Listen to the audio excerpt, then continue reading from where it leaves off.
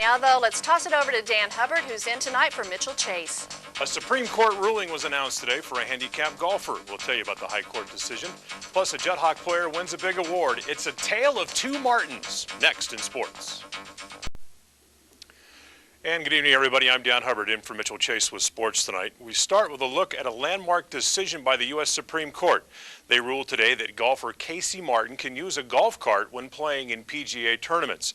Martin, who suffers from a circulatory problem in his legs, sued for the right to use a cart under the American with Disabilities Act.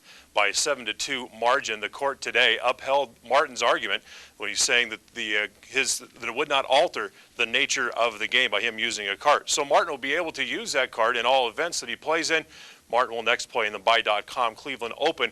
It says he has no plans to play in the upcoming U.S. Open. The only team left in CIF playoffs is the Paraclete Spirits girls softball team. Today, they were looking to wrap up a spot in the Division V finals as they hit the road for their semifinal match with Western Christian in Covina. Late word into Team 3. Paraclete was a winner today by the score of 5-0. And you can compare these girls to almost like the New York Yankees. They've had a share of the league title in each of the last 23 years. We'll have more on this story tomorrow night and tell you about who they'll play. The Lancaster Jethawks in the middle of a 4-game homestand, but they have the night off tonight. Yesterday at the hangar, the league-leading Lake Elsinore Storm took on the Jethawks. Jason Moore gave the Storm an early lead with his second home run of the year. Later on in the first inning, coming up here in just a second, you'll see Shane Hopper come up, and he hits one off the scoreboard in left center field. That gives the Storm a 2-0 lead in the first inning. The Jethawks were able to come back and tie the game, however, on a RBI single here by Cedric Harris that he looped into right field that scored Jeff Waldron coming around from a second base, and that tied the game at 2 in the second inning.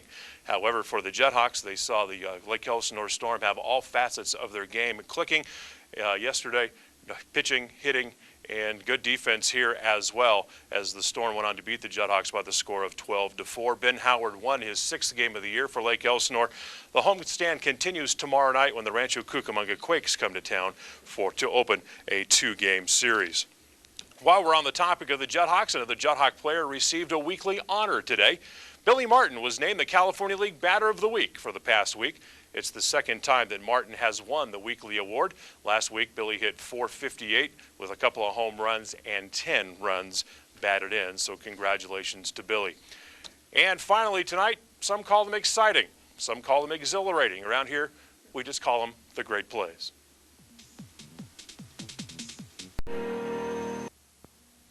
Welcome back, everybody. And as you can see, Mitchell Chase does have the night off, but there is a replacement here.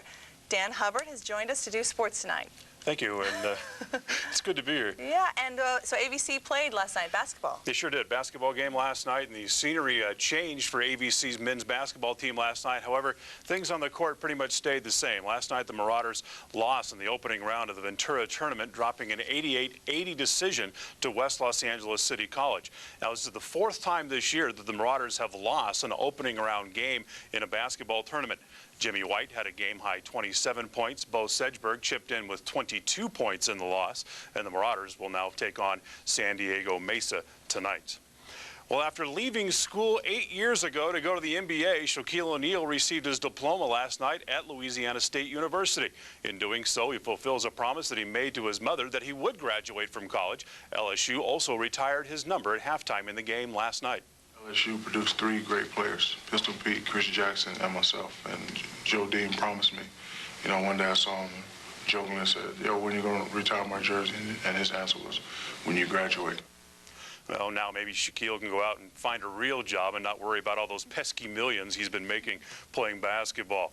With college football over, except for the bowl games, the NFL now tries to steal our attention away with a pair of Saturday games. The first game was the final game ever played at Three River Stadium in Pittsburgh. After a sluggish first half, the Steelers sent the fans home with final memories of the stadium with a 24-3 win over the Washington Redskins. Rich Hundley, who only scored once all year, scored twice today, and the bus, Jerome Bettis, rolled for 100 yards in the game. Next year, the Steelers will move to a brand new 65,000-seat stadium. The other game featured the playoff-bound Raiders in Seattle to take on the Seahawks. Under wet, soggy condition at Husky Stadium, Rich Gannon hit Andre Rison with a touchdown pass to give the Raiders a lead. A pair of field goals by the Seahawks, including a 52-yarder to end the first half, gave Seattle a 13-10 lead at the break. With the silver and black leading in the fourth quarter, the Seahawks were credited with a strange safety and then scored a touchdown in the final minute to pull out a 27-24 win. The Raiders will go to postseason play, however, even though they lost for the first time since 1993 when they still called Los Angeles home. Well, it's time once again to crank up the old highlight reel and check out the great plays from the last 24 hours. Tommy. Well, there you have it, the great plays from last night's game. Mitchell Chase will be back on Monday when once again we're live at 5. And Jennifer, that is a look at sports. Okay, hey Dan, congratulations to Shaq there. Yeah, it's really nice for him to be able to go back and complete his degree. It's like we said, it fulfills a promise that he made to his mom 8 years ago. Yeah, you never want to back out on something like that, no. No, not at all. And so it's big football day tomorrow. What's the big game we want to see? The big game will be the night game tomorrow night starting at 5 o'clock.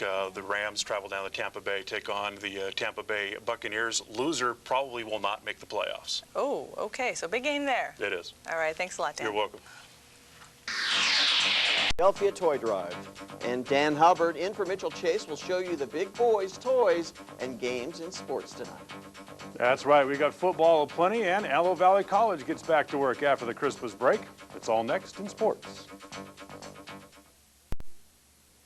And good evening, everybody. I'm Dan Hubbard in for Mitchell Chase with sports, and we start with football in the final Monday Night Football game of the year.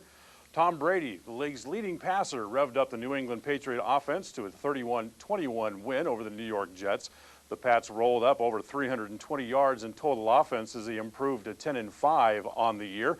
New England has now won 18 of their last 19 games played in the month of December, and they now set their sights on the postseason and an unprecedented third straight Super Bowl title. Well, last night's game was more than the final Monday Nighter of the year. It was the end of an era. After 36 years and some 556 games, the Monday night package now will move to ESPN starting next season. The first game took to the airwaves September the 21st, 1970, when there really wasn't anything else to do on Monday night. And it's, well, it has become the longest running primetime sports series in the history of television. So after 36 years for ABC, really it is. Turn out the lights, the party's over. College football bowl season continues with a pair of games today. The Champ Sports Bowl played earlier today. That pitted Clemson and Colorado. Clemson with a late touchdown in that game, leading 19-10 with about a minute and a half to go in that contest. The other game we played in Phoenix as Rutgers will meet Arizona State in the Insight.com Bowl. The Sun Devils feature a pair of former Valley standouts, Palmdale star Derek Hagan and Desert's Rudy Burgess. Hagan will play his final game with the Sun Devils tonight. He was a third-team AP All-American this past year, led ASU with 72 catches and 8 touchdowns. Burgess rushed for 565 yards this year as a sophomore for the Sun Devils.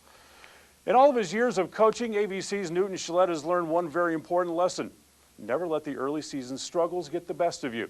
So hard work and back-to-basics attitude has the Marauders looking to get back to even 500 tonight with a win in their opening round game of the College of the Canyons basketball tournament down in Valencia. The 7-8 Marauders will have their hands full when they tip it off against a 10-8 Moore Park College squad coming up at 6 o'clock. ABC will once again look to sophomore Deontay Huff, who has scored at least 20 points in all but one of ABC's games this year.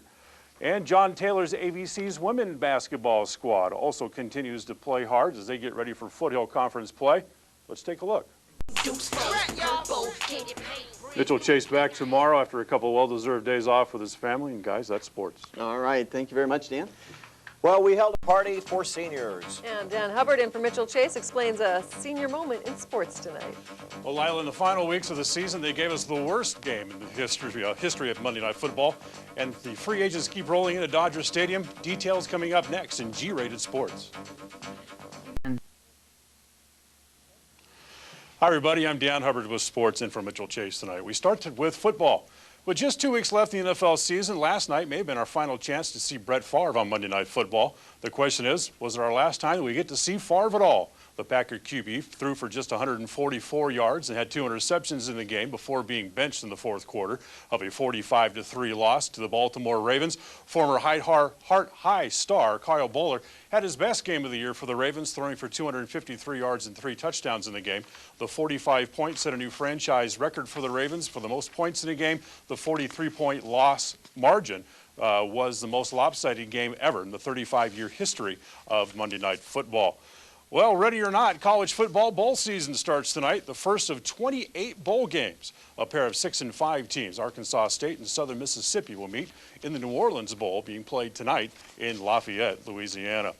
Baseball Hot Stove League. The Dodgers made free agent news for the second day in a row. Yesterday, it was the signing of former shortstop Nomar Garciaparra to a 1-year, $6 million deal to become the new first baseman for the team. Today, the Dodgers inked active stolen base leader Kenny Lofton to a 1-year deal. Lofton will fill the center field spot left open following Milton Bradley's trade to the A's a week ago. In other baseball news, Angel left-hander Jared Washburn signed a 4-year package with the Seattle Mariners, and former Jethawk outfielder Termel Sledge was traded for the second time this offseason, as today he went to the Padres as part of a 6-player deal with the Texas Rangers.